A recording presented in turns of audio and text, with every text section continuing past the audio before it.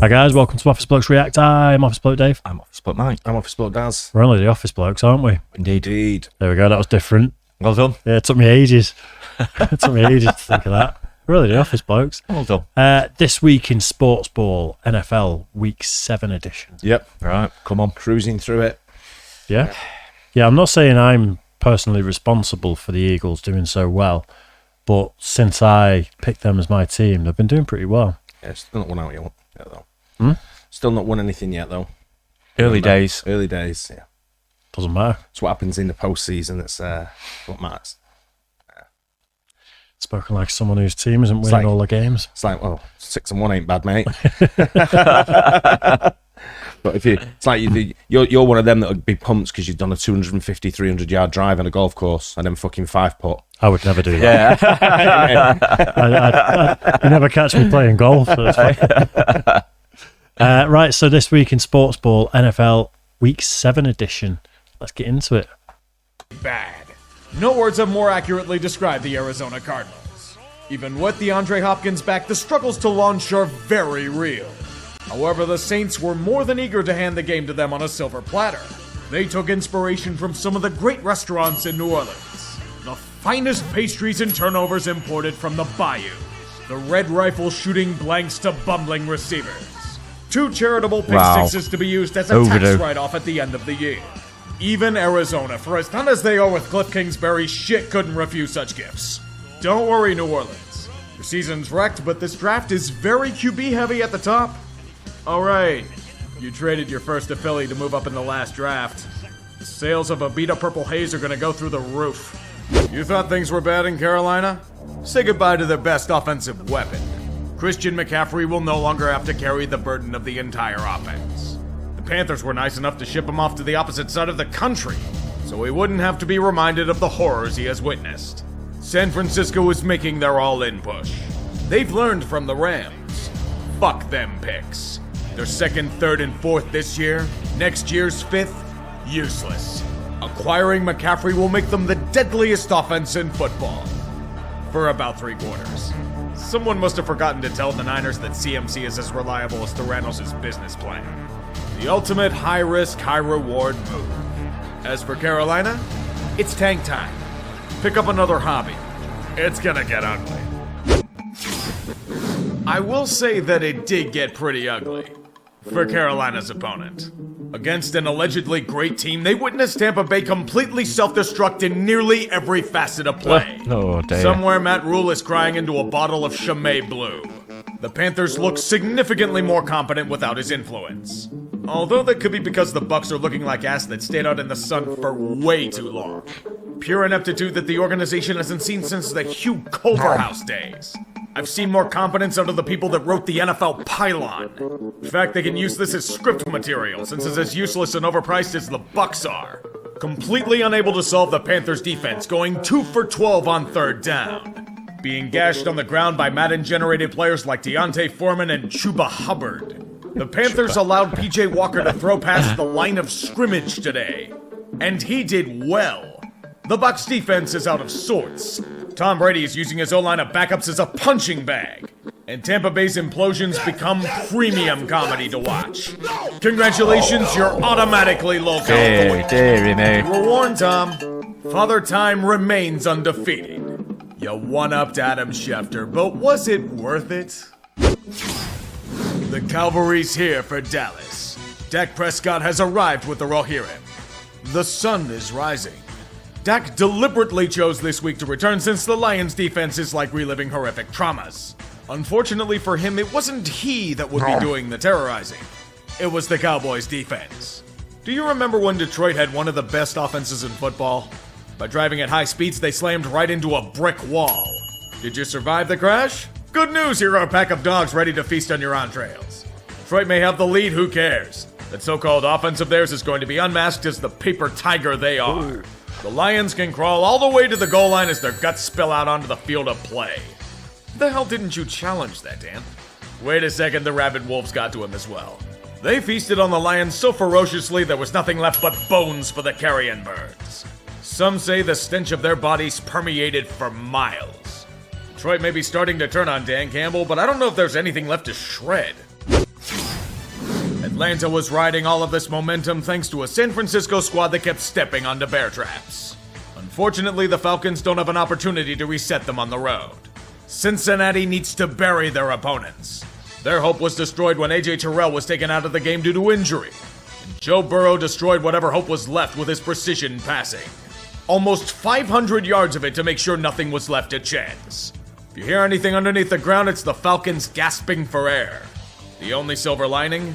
The NFC South is such intergalactic asteroid shit that the Falcons might have the best chance of winning the division. Carolina can take the goddamn division lead next week if things go to plan. This is beyond chaos. This is a rip in the space-time continuum. Okay, it might not be a rip in the fabric of time itself just yet. If that were the case, the Colts would find a way to win. Unfortunately, Matt Ryan became Matty Iced. He's been frozen by the Titans' defense. However, despite their early lead, Tennessee will do everything in their power to bring Indianapolis back into this game. Ryan Tannehill will be fighting injury. The offense will be fighting Todd Downing's idiotic play calling. The fan base in attendance will be fighting their will to live. However, Indy just can't do it. You're telling me you can't beat a team that's trying to run a jet sweep with their backup quarterback? Come on, boys, you have one more chance to prove me wrong about you. Get it done. Ryan looking for Pittman. He's got it. There's the first down. Ball comes out. It's loose. The Titans continue to own the Colts. The worst part? One of these teams will claim the division. They'll be hosting a home playoff game. That's the biggest fleece of them all. Tennessee escapes their own demise with the faintest of praise. None for Todd Downing, though. He's terrible. There's one more thing to go over, Indy. Matt Ryan. The outcome that most of us predicted after you traded for him has come true. He's cut. Not only has his ability fallen off a ledge, his shoulder has turned into a roast. Your owner's getting impatient. Jobs are on the line and he won't be able to take you to the playoffs in this state. What do you want to do, Colts? I see. Well, it's your decision and I'll respect it. You deserve so... What's the 32 million cap for next season? Is that his earnings? Salary cap. Jesus Christ. Wow. I know that's not necessarily a lot for some of them, is it? I know it's a lot for everyone, but there's players earning a lot more. Probably, yeah, I guess so. Jesus, 32 million a season. So much better than this, Matt.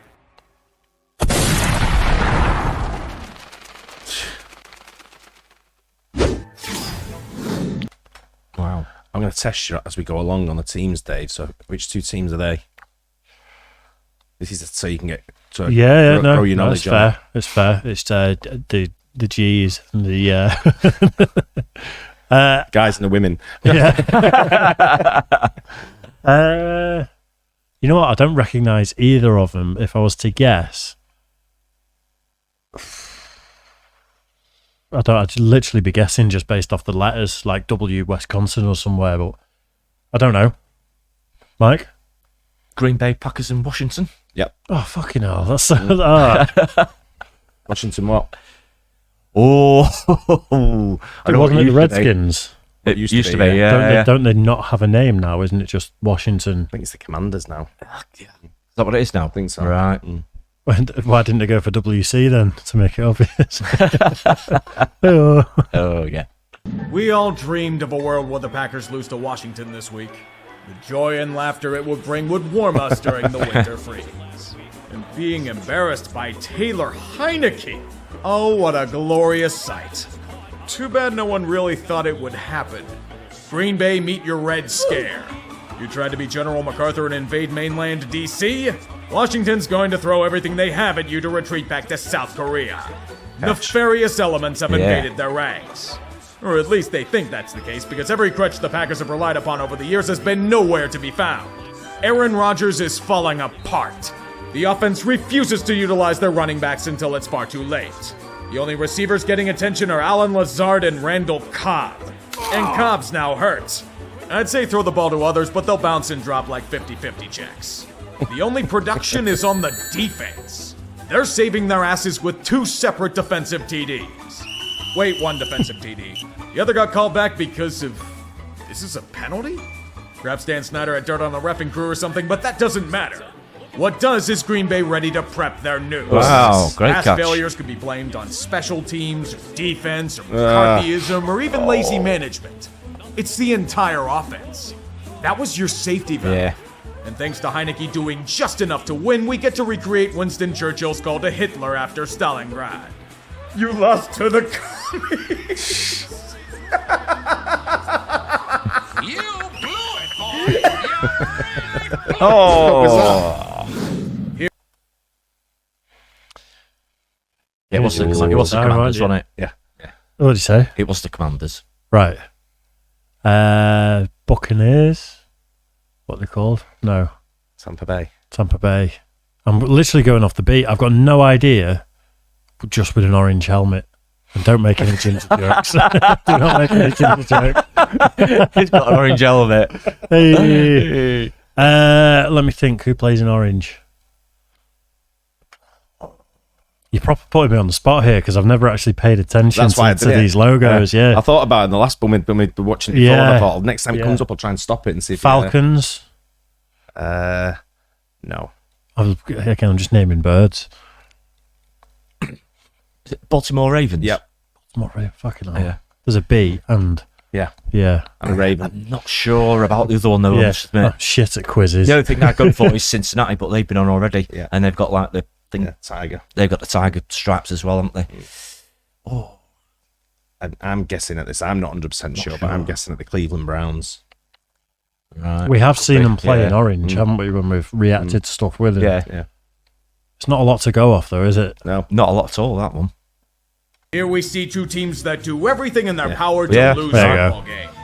At least Cleveland can pretend that Deshaun Watson is somehow going to fix every single issue they have. What about the Ravens? Every issue they've inflicted upon themselves has popped up week after week after week. They'll struggle on offense for long periods of time only to be bailed out by endless MacGuffins. Splash plays, automatic field goals by Justin Tucker, you name it. Their opponent will fail to take advantage of their weakness, mainly with Jacoby Brissett being Jacoby Brissett. Oh. And then the ultimate sin. Another double-digit lead. We already know what happens to Baltimore here.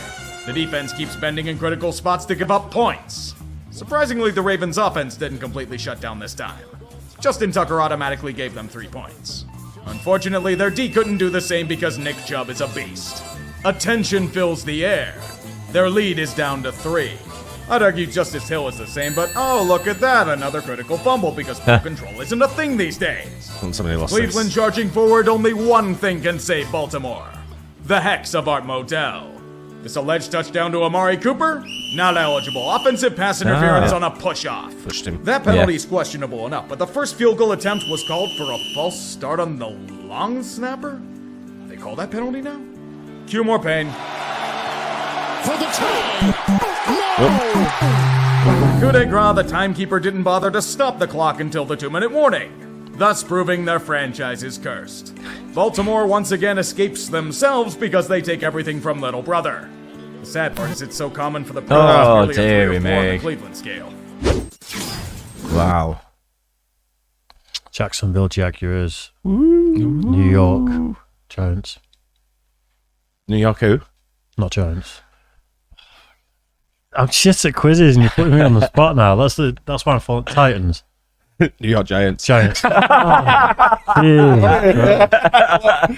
right there. I know. He caved under the pressure there. I did. This is why. This is why I will never go on a game show, because if I was sat at home on my own, I wouldn't be getting them all right, but I'd be doing better than this. And as soon as I'm under pressure, I just fucking fall apart. I have one question. But I did get one right. So You did, fair enough. 1.5. Yeah. 1 3/4. You got them both right, I'd say. The G-Men an underdog in this match. Have you seen how they've played throughout the year? They thrive on brutally ugly football. New York is devised to trap you in the muck and force you to play on their level. Jacksonville is progressing, but they still aren't that good. How many times do they have to bludgeon you over the head with a rusty cleaver until you get it? They'll play you tight, and they'll capitalize on every single mistake you make. Oh, you want to rush with Travis Etienne for a touchdown? Not with the way he's handling the football. The contest is close, but all I can guess is that Vegas wanted to make sure their bet's covered. Oh my goodness, Dexter Lawrence touched the QB's ass without saying good game. Roughing the passer. That bullshit leads to a Jags touchdown, but once again, what have the Giants been good at this year? Overcoming adversity. Daniel Jones hasn't been a great quarterback in his career, but he's been taking what's been given to him. He's managing the game well, which is a good sign for his future, whether it be here or elsewhere. The old Danny Derps would have turned the ball over 20 times by now. Here he takes them to the end zone with Saquon for the lead. However, despite another long drive managed by the Giants, Jacksonville still has a chance to win the game with a minute left. Cue more incredible ref ball, because let's be honest, Vegas never enjoys paying out. Zebras are doing everything in their power to help the Jags win. But the Giants are holding, and it'll come down to one final play. The throw at the goal line. Yeah. Caught by Christian Kirk. But there's no more time. The Titans suddenly feel phantom pain. Thanks to their yeoman's mentality, the Giants are 6-1. What a goddamn world. New York doesn't have to suffer through shitty sports teams. And only if I could say the same for the Yankees. It's getting hot in here since you keep asking me. Yeah, you're sweating about the next one coming up now.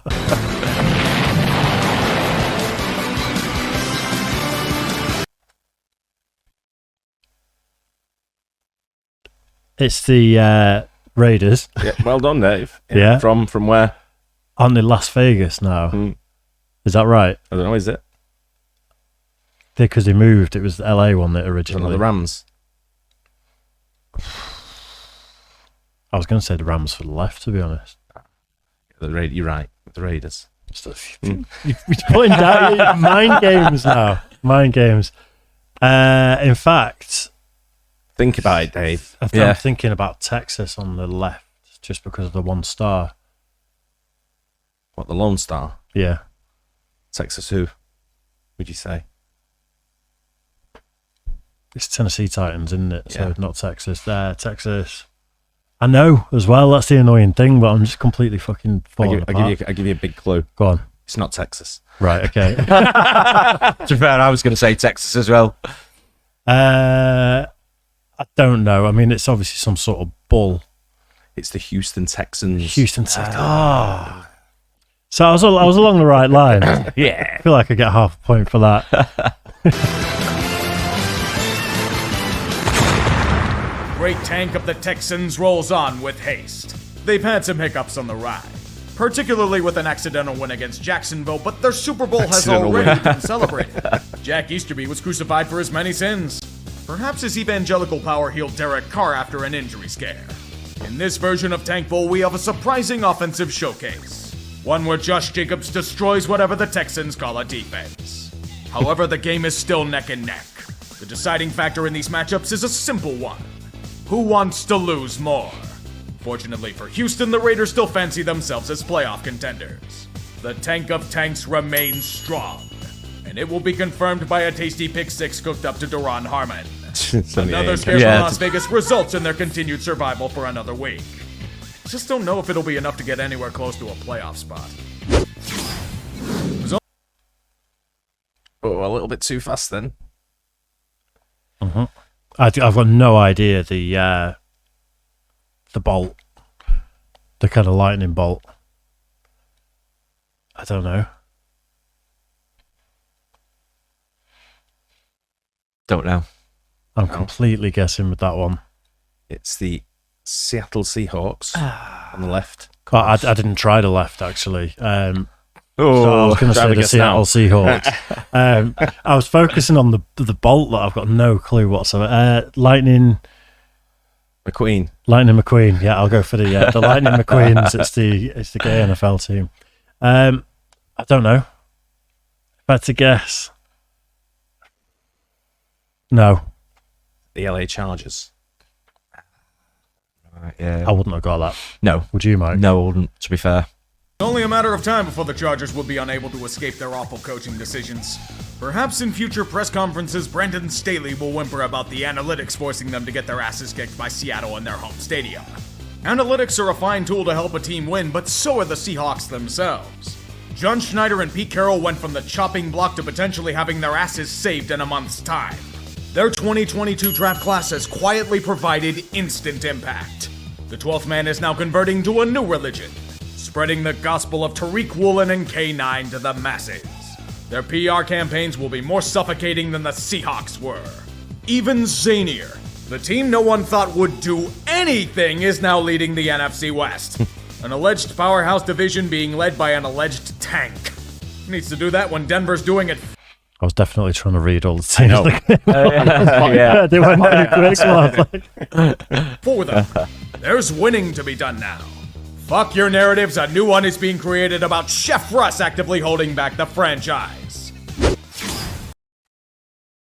Oh, that's an easy. Yeah. So San Francisco on the What about 'em? right is the team. The San Francisco and Kansas City Chiefs. Yeah. Yeah. What's San Francisco's team called? I'm going to do homework before the next one. I should again. It's one of them where as soon as you tell me, I am. But I'm Kick yourself. I can't remember. I fully buckled under the pressure. Was it 49ers? Yep. You know what? I wouldn't have got that. I'll tell the truth. Really? No, it's one of them that heard a million times, but I just wouldn't have got it. Yeah. It wasn't on the tip of my tongue. Yeah. It wasn't what I was thinking. So I'll hold my hands up with that one. The Niners have their newest weapon ready for deployment. Christian McCaffrey may not be at full strength, but he will be a worthy asset to resist the invading Chiefs' forces. Now, only if they weren't an overpowering foe. Sadly for San Fran, Kansas City brought out the heavy weapons. And it's not in peace either. Consider this a harsh lesson, Niners. If you want to be the best, you must play like the best. It's a simple equation. The Chiefs were the far superior team in many facets today. If you want to win, you need to get pressure on Mahomes. Yeah. He's able to take out a lawn chair and relax with how much time he had to throw. You can't get into gunfights against Kansas City with Jimmy Jesus. He's a game manager, not a gunslinger. You ain't Buffalo, kids. They lasted for about 3 quarters before the killing blows were thrown. Too early to panic if you're San Fran. A lot of quality teams lose to the Chiefs. The next few weeks will be the true test. Looking good. New York Jets on the left. Let's just get that out of the way quickly. Yeah, but the New York Jets, what? Oh, we talking? I mean, he's head, aren't he? Yeah. You are fully, Proper referee, he's there. Right in there. and that is some sort of mighty steed. That's it. The Buffalo Mighty Steeds. Yeah, the Buffalo Mighty Steeds. It's just I'm gone. I don't know. Is it some Stallions? It's the Denver Broncos. Broncos. Yeah, I wouldn't have got that. I wouldn't. No. A shit show if there ever was one. If you thought things couldn't get worse for the Broncos, Russell Wilson will be shelved for the match like the Danger Witch. Perhaps his Wolverine blood will help him to heal his awful quarterbacking as well.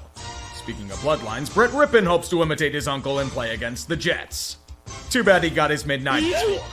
It resulted in one of the ugliest games of football seen in hours. We can talk about how beautiful it is to see Breece Hall play, but like all good things, he must die in this NFL season. Jets fans must suffer through Elijah Moore demanding a trade and Zach Wilson failing as the white Lamar Jackson. It was a showcase of modern art. Both teams threw cans of tomato soup onto NFL playbooks and lectured us all about drowning in the sauce. Speaking of which, Sauce Gardner doused the Broncos offense in hot sauce and ate them like chicken wings. Denver's ineptitude merely had them cook themselves. In the Jets' defense's relentless feasting on Nathaniel Hackett's kindergarten scheming, they're now 5-2. They won the battle of terrible offense by default. Denver's nightmare season is forced forward as they perpetually wet themselves. Word of advice: wear rubber. It'll prevent your piss from staining the fabric. Bad news, Jets. Everyone you loved is now dead. It may be a Pyrrhic victory, but you can't die with them. Here's this rarely used James Robinson rotting away in Jacksonville to try and salvage the running game. He came cheap off Craigslist. Just have to pick him up from the seller's house yourself. Conditional late pickup. Maybe they'll manage to let him run the damn ball in their offense. Miami Dolphins. Which one? On the right. The Dolphin. The Steelers. Where does Steelers play from? The thing that throws me with this is the Sheffield ice hockey team are called the Sheffield Steelers. So it always throws me whenever I hear the Steelers. No, I know it's not them. It always throws me. I'm not sure. Not sure. Pittsburgh. Pittsburgh Steelers. Yeah, of course. Yeah, of course it is. The return of the king. It's like a test that you never studied for, but on a public place where people are watching. Trying to get you more into the. No, you're right. You're right. Yeah. It's just I'm fully feeling the pressure. I'm sweating. Glad I wore deodorant today. Whether it's Tua for the Dolphins or Kenny Pickett for the Steelers, that will only be revealed in time. In this game, neither really deserves such an honor. The real key piece coming back was obviously Stephen Ross. His guidance led the Dolphins to a strong offensive showing. If you ignore the roughly 5 interceptions Pittsburgh's secondary suddenly developed wax hands for. Starters were back for this game. What the hell gives? In the standard Steeler fashion for 2022, it's a winnable match they completely piss away. Miami was doing everything in their power to hand them a bullshit win. Tua was okay, but nothing special. Mike McDaniel thought he was special by going for it instead of taking the damn points. To go up by 2 scores. Even the analytics said to kick the field goal. Mike, with Matt Canada's middle school offense, they aren't scoring 10 points. If not that, Kenny Pickett decides to play hero ball and chuck horribly thrown picks. This isn't the ACC, Kenny. Defenses will eat you alive if you throw those ducks. The Dolphins self-sabotage themselves to a win, while the Steelers embrace a new standard. One of life without high-end talent to bail them out. Welcome to hell. Wow. Made hard work at that one. New England Patriots on the right. Bit of a clue. It's there. Hold on to the best ones. Cincinnati? Bengals? No. Is it? Is it not? No. They've been on, haven't they? Yeah. Short-term memories, dog shit. I can't remember anyone that's been on. So not Cincinnati? No. Right. Chicago. Bears. No. Chicago Bears. It's a no again, isn't it? Correct. It's right. Yeah. The crowd's getting restless, Bill. I wish so. I wish there was more teams. Deceive them into thinking Bailey Zappi is the future. Mac Jones is flailing around aimlessly, unable to do a damn thing. Losing to the lowly Bears is an unacceptable fate. With his back against the wall, Bill takes a swig of his Parcells sweat jar and decides to cater to the crowd. Bailey Zappi is here to save the Patriots. Hear the roar of the crowd as he manages to move the football with ease. The swelling of pride from Boston can be heard as the rest of America groans in unison. We all know this could be a breakthrough game for Justin Fields. Subvert your expectations, motherfuckers. It's time to bear down in Gillette. This is easily the best performance of Fields' career. I don't know if that says more about him or the Pats defense. The Chicago Bears scored over 30 points in an actual football game. It's like Halley's Comet, this only happens once every 70 years. Kind of like New England being outright humiliated at home.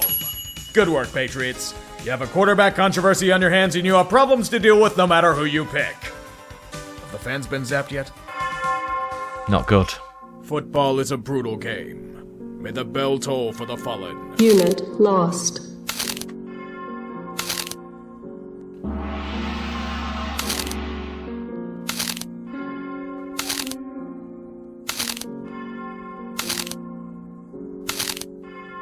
Unit lost. It's brutal, isn't it? Yeah, just a bit. Get some Unit lost. bad injuries there. Unit lost. Unit lost. Unit lost. Unit lost. Unit lost. Unit lost.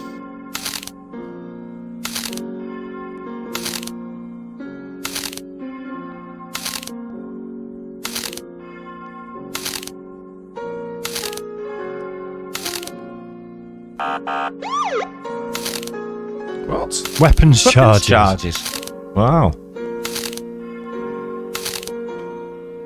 Thus concludes another week of this sermon on the field. Amen. We're watching two teams seemingly headed in opposite directions, but a win for Whew. Good that. Yeah. That was tough going for me. What's me? I didn't see That's, the terrible. the Eagles not play. That's why I said last I saw it was 6-0, and then I presume not, because I feel like I would have seen it saying 7-0 or 6-1. Yeah. Right. Okay. So I guess they didn't. But yeah, that was brutal. See, the Patriots are doing well, Mike, since you started Oh man, watching them. what's happened? What's happened to him? Absolutely terrible. Terrible. Going to get nowhere this year, clearly. But it's always next year, I suppose, isn't there? It's always next year. Ready That's a time. bad loss, that was. Eh? You've had your time. No, it's not great. Never mind. I have never looked at the logos before and tried to consider, other than that jersey video we did where they tried to find all the jerseys at the London game. Yeah. That's probably the only time I've sort of seen them and considered them in any way, shape, or form. Yeah. It was good, though. Same here, I mean, yeah. it's the only way to learn, isn't Yeah, it? exactly. Yeah. Yeah, but I Good still job. Yeah, good video I again. feel like I played today, though. Giants are up 6-1 now as well. So like you said though, shitty team shouldn't be that. Good. Hope you guys enjoyed it. Don't forget like and subscribe. We'll catch you on the next one. Cheers, guys. Cheers.